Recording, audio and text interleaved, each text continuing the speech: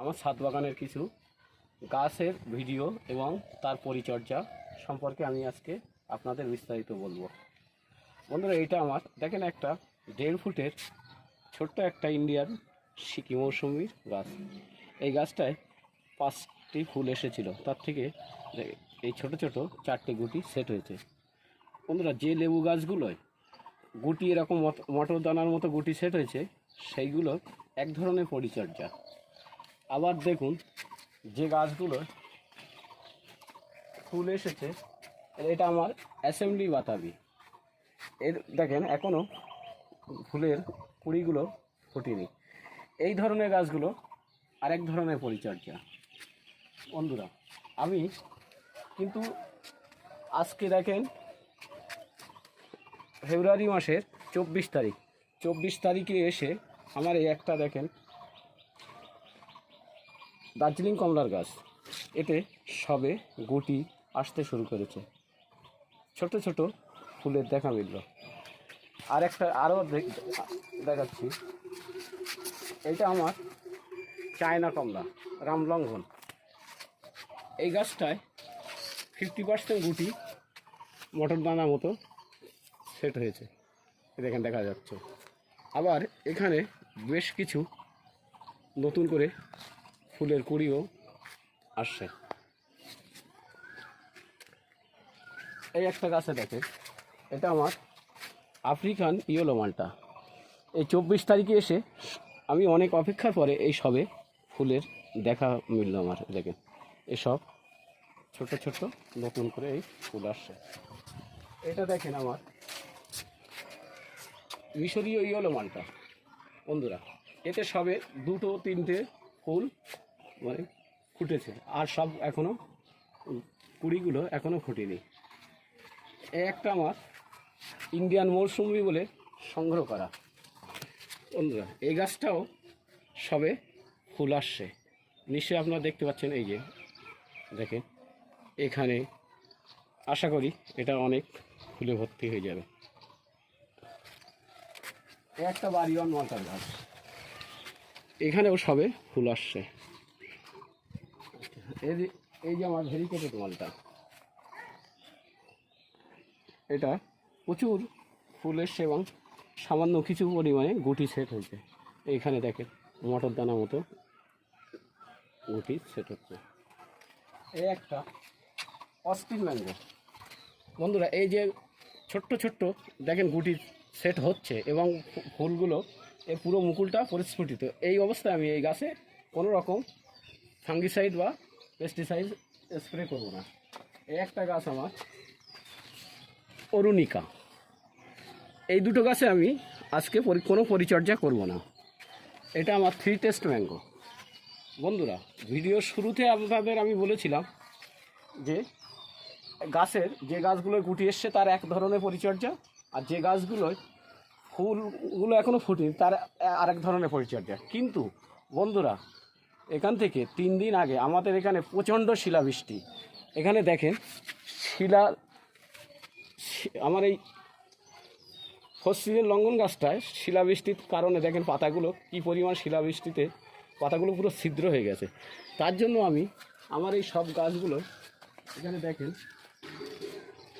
কীভাবে আমি পরিচর্যা করি। বন্ধুরা, আমি এখানে সব গাছগুলো একই স্প্রে করব, কারণ এই 3-4 দিন খুব ভালো রৌদ্রও ওঠেনি।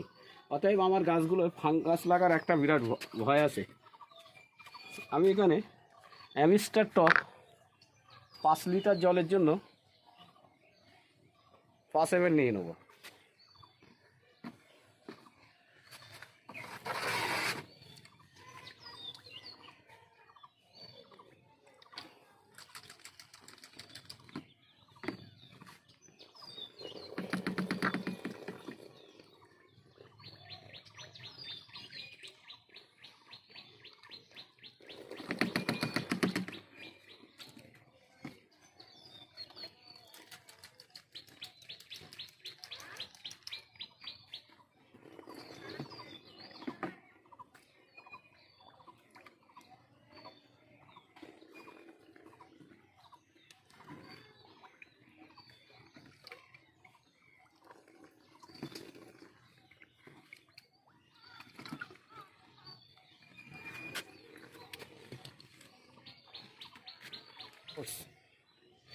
দেখেন এটা আমি 5 লিটার জলের জন্য স্রেফ 4 ml দেবো।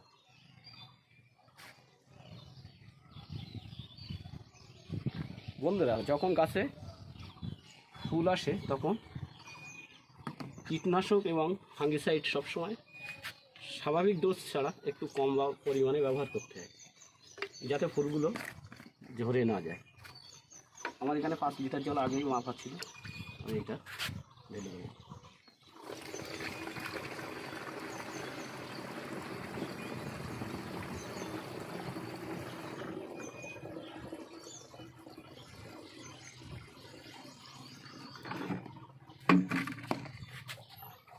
এখানে বন্ধুরা আপনাদের আমি আর একটা গাছ আমার ছাদে শেয়ার করতে চাই। এটা আমার হানিডিউ ম্যাঙ্গো গাছ। জানি না এটা মুকুল আসবে কি না, নতুন পাতা গজাবে, তবে এই গাছের গ্রোথ প্রচণ্ড কম। এই অবস্থায় বহুদিন আছে, এই বৃষ্টির পরে সবে এই মুখটা ফাটতে ধরেছে। দেখা যাক এটা মুকুল হয় কি নতুন পাতা গজায়, এটাও আপনাদের পরে জানাবো। তাহলে আসুন আমি এবার স্প্রে করে দিই।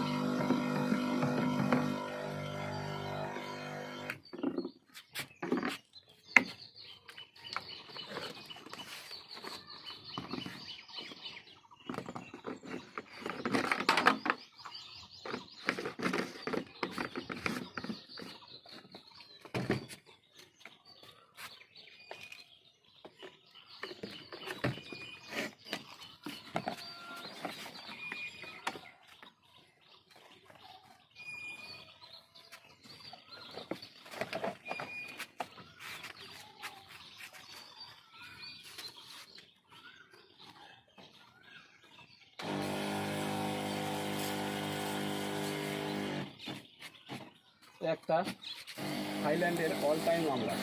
এই আমলাটায় এই গাছটায় অনেকগুলো আমলা ছিল, কিন্তু হনুমানে এসে আমার আমলাগুলো সব ছিঁড়ে নষ্ট করে দিয়েছে। তার জন্য দেখেন আমি সাইড দিয়ে পুরো ছাদটা নেট দিয়ে ঢেকে কভার করে দিয়েছি।